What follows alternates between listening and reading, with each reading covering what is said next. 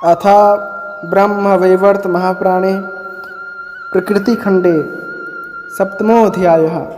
कलयुग के भावी चरित्र का, कालमान का तथा गोलोक की श्री कृष्ण लीला का वर्णन भगवान नारायण कहते हैं। हे नारद, तदंतर सरस्वती अपनी एक कला से तो पुण्य क्षेत्र भारतवर्ष में पधारी तथा पूर्ण अंश उन्हें भगवान श्री हरि के निकट रहने का सौभाग्य प्राप्त हुआ। भारत में पधारने से भारती, ब्रह्मा की प्रेम भाजन होने से ब्राह्मी तथा वचन की अधिष्ठात्री होने से वे वाणी नाम से विख्यात हुई। श्री हरि संपूर्ण विश्व में व्याप्त रहते हुए भी सागर के जल स्तोत्र में शयन करते देखे जाते हैं। अतः सरस से युक्त होने का कारण उनका एक नाम सरस्वान है और उनकी प्रिया होने से इन देवी को सरस्वती कहा जाता है। नदी रूप से पधार कर ये सरस्वती परम पावन तीर्थ बन गईं। पापी जनों के पाप रूपी ईंधन को भस्म करने के लिए ये प्रज्वलित अग्नि स्वरूपा हैं। हे नारद, तत्पश्चात वाणी के श्राप से गंगा अपनी कला से धरातल पर आई। भगीरथी के सत प्रयत्न से उनका शुभागमन हुआ। ये गंगा आ ही रही थी कि शंकर ने इन्हें अपने मस्तक पर धारण कर लिया। कारण गंगा के बेग को केवल शंकर ही संभाल सकते थे। अतएव उनके बेग को सहने में असमर्थ पृथ्वी की प्रार्थना से वे इस कार्य के लिए प्रस्तुत हो गए। फिर पद्मा अर्थात लक्ष्मी अपनी एक कला से भारतवर्ष में नदी रूप से पधारी। इनका नाम पद्मावती हुआ। ये स्वयं पूर्ण अंश से भगवान श्री हरि की सेवा में उनके समीप ही रहीं। तदंतर अपनी एक दूसरी कला से वे भारत में राजा धर्मध्वज के यहाँ पुत्री रूप से प्रकट हुईं। उस समय इनका नाम तुलसी पड़ा। पहले सरस्वती के श्राप से और फिर श्री हरि की आज्ञा से इन विश्व पावनी देवी ने अपने कला द्वारा वृक्षमय रूप धारण किया। कली में 5000 वर्षों तक भारतवर्ष में रहकर ये तीनों देवियां सरित रूप का परित्याग करके वैकुंठ में चली जाएंगी। काशी तथा वृंदावन के अतिरिक्त अन्य प्रायः सभी तीर्थ भगवान श्री हरि की आज्ञा से उन देवियों के साथ वैकुंठ चले जाएंगे। शालिग्राम श्री हरि की मूर्ति पुरुषोत्तम भगवान जगन्नाथ कली के 10,000 वर्ष व्यतीत होने पर भारतवर्ष को छोड़कर अपने धाम को पधारेंगे। इनके साथ ही साधु, पुराण, शंख, श्राद्ध, तर्पण तथा दिव्योक्त कर्म भी भारतवर्ष से उठ जाएंगे। देव पूजा, देव नाम, देवताओं के गुणों का कीर्तन, वेद, शास्त्र, पुराण, संत, सत्य, धर्म, ग्राम देवता, व्रत, तप और उपवास, ये सभी उनके साथ ही इस भारत से चले जाएंगे। इनमें लोगों की श्रद्धा नहीं रह जाएगी, कोई पूजा पाठ नहीं करेगा। प्रायः सभी लोग मद्य और मांस का सेवन करेंगे। झूठ और कपट से किसी को घृणा न होगी। उपर्युक्त देवी एवं देवताओं के भारतवर्ष छोड़ देने के पश्चात शठ, क्रूर, दाम्भिक, अत्यंत अहंकारी, चोर, हिंसक ये सब संसार में फैल जाएंगे। पुरुष भेद यानी परस्पर मैत्री का भाव होगा। अपने अथवा पुरुष का भेद, स्त्री का भेद, विवाह बाद निर्णय, जाति या वर्ण का निर्णय, अपने या पराय स्वामी का भेद तथा अपनी पराय वस्तुओं का भी भेद भी आगे चलकर नहीं रहेगा। सभी पुरुष स्त्रियों के अधीन होकर रहेंगे। घर घर में पुष्चलियों का निवास होगा। वे दुराचारणी स्त्रियां सदा डांट फटकार कर अपने पतियों को पीटेंगी। गृहिणी घर की पूरी मालकिन बनी रहेंगी। घर का स्वामी नौकर से भी अधिक अधम समझा जाएगा। घर में जो बलवान होंगे उन्हीं को कर्ता माना जाएगा। भाई बंधु वे ही समझे जाएंगे जिनका संबंध योनि या जन्म को लेकर होगा, जैसे पुत्र, भाई आदि। अर्थात जरा भी दूर के संपर्क वाले को लोग भाई बंधु भी नहीं मानेंगे। विद्याध्ययन से संबंध रखने वाले गुरु भाई आदि के साथ कोई बात भी नहीं करेगा। पुरुष अपने ही परिवार के लोगों से अन्य अपरिचित व्यक्तियों की भांति व्यवहार करेंगे। ब्राह्मण, क्षत्रिय, वैश्य और शूद्र चारों वर्ण अपनी जाति के आचार विचार छोड़ देंगे। संध्या बंदन और यज्ञोपवीत आदि संस्कार तो प्रायः बंद ही हो जाएंगे। चारों ही वर्ण मलेच्छ के समान आचरण करेंगे। प्रायः सभी लोग अपने शास्त्रों को छोड़कर मलेच्छ शास्त्र पढ़ेंगे। ब्राह्मण, क्षत्रिय, वैश्य और शूद्र चारों वर्णों के लोग सेवा वृत्ति से जीविका चलाएंगे। संपूर्ण प्राणियों में सत्य का भाव हो जाएगा। जमीन पर धान्य नहीं उपजेंगे, वृक्ष फलहीन हो जाएंगे, गौओं में दूध देने की शक्ति नहीं रहेगी, लोग बिना मक्खन के दूध का व्यवहार करेंगे, स्त्री और पुरुष में प्रेम का अभाव होगा, गृहस्थ असत्य भाषण करेंगे, राजाओं का तेज अस्तित्व समाप्त हो जाएगा, प्रजा भयानक कर के भारों से अत्यंत कष्ट पाएंगी, चारों वर्णों में धर्म और पुण्य का नितांत अभाव हो जाएगा, लाखों में कोई एक भी पुण्यवान न हो सकेगा, बुरी बातें और बुरी शब्दों का ही व्यवहार होगा, जंगलों में रहने वाले लोग भी कर के भार से कष्ट भोगेंगे, नदियों और तालाबों पर धान्य होंगे, अर्थात समयोचित वर्षा के अभाव से अन्यत्र खेती न होने के कारण लोग इनके तट पर ही खेती करेंगे। कलयुग में संभ्रांत कुल के पुरुषों की अवनति होगी। हे नारद, कली के मनुष्य अश्लील भाषी, धूर्त, शठ और असत्यवादी होंगे। भली भांति जोते बोए खेत भी धान्य देने में असमर्थ रहेंगे। नीच वर्ण वाले धनी होने के कारण श्रेष्ठ माने जाएंगे। देव भक्तों में नास्तिकता आ जाएगी। नगर निवासी हिंसक, निर्दयी तथा मनुष्यघाती होंगे। कली में प्रायः स्त्री और पुरुष रोगी, थोड़ी उम्र वाले युवा अवस्था से रहित होंगे।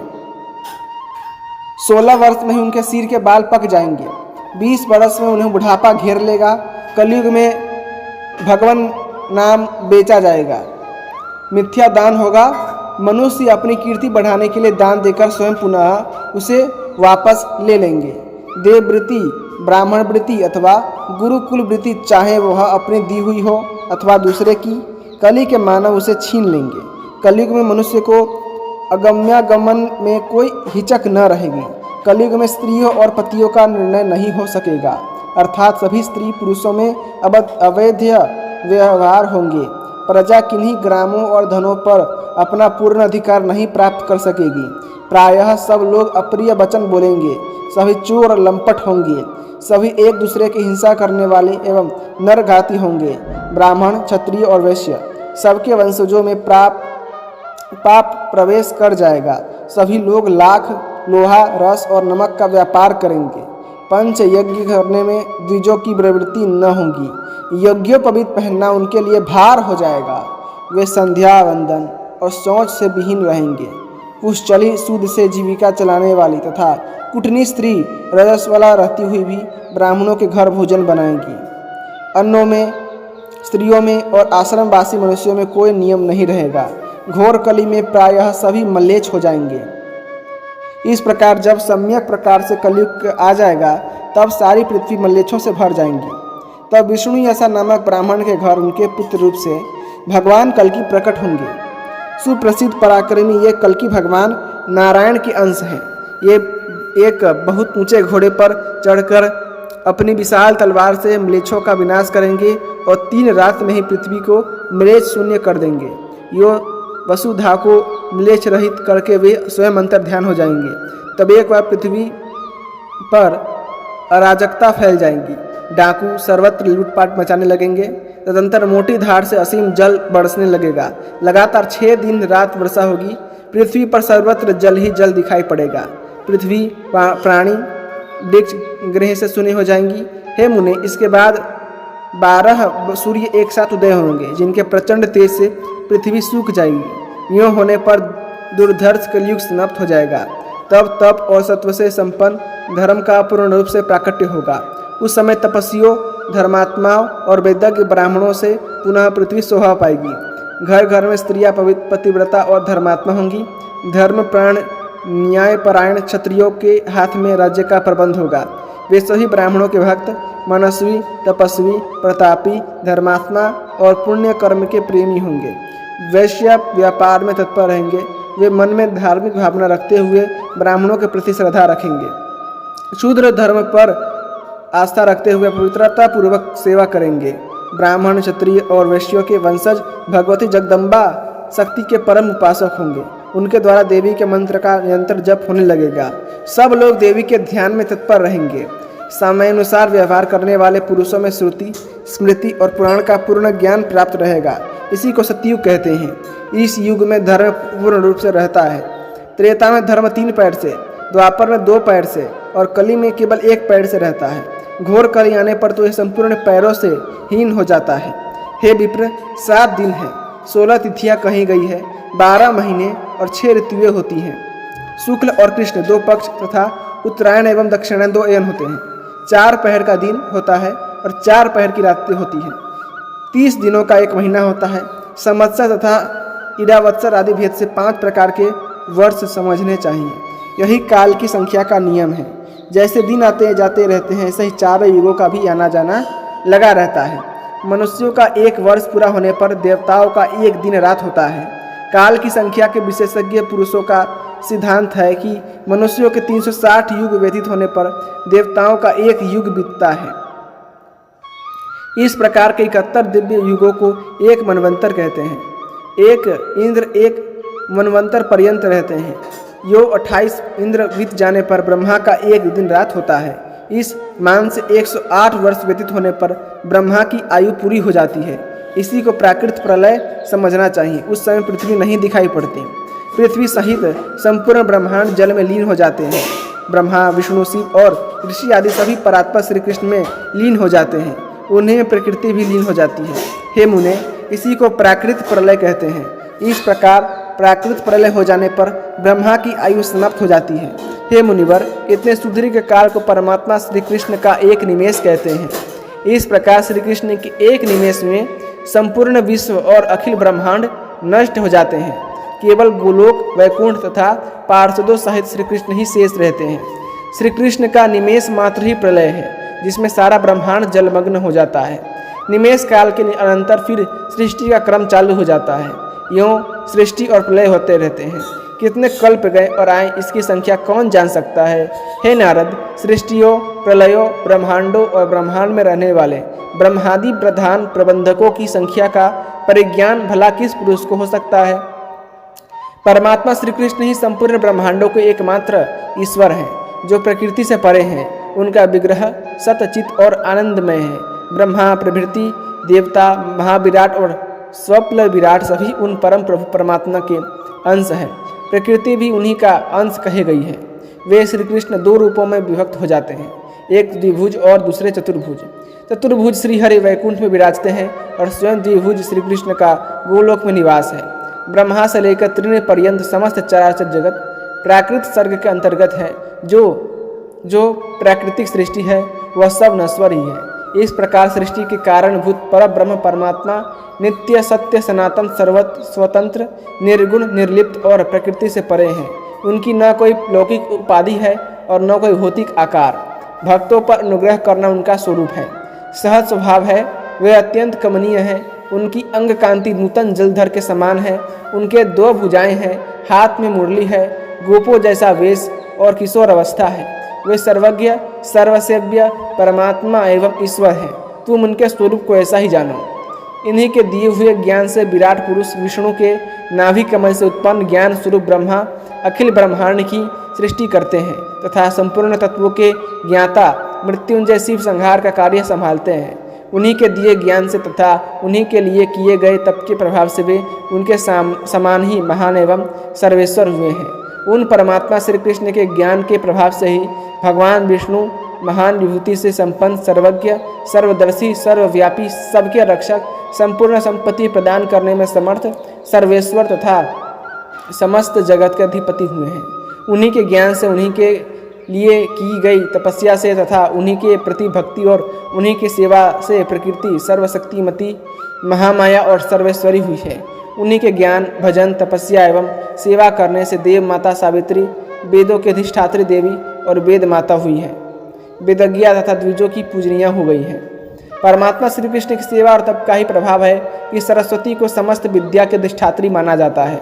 अखिल विद्वान उनकी उपासना करते हैं। सनातनी महालक्ष्मी धन और सस्य की अधिष्ठात्री देवी तथा सब संपत्तियों को देने में समर्थ हुई हैं।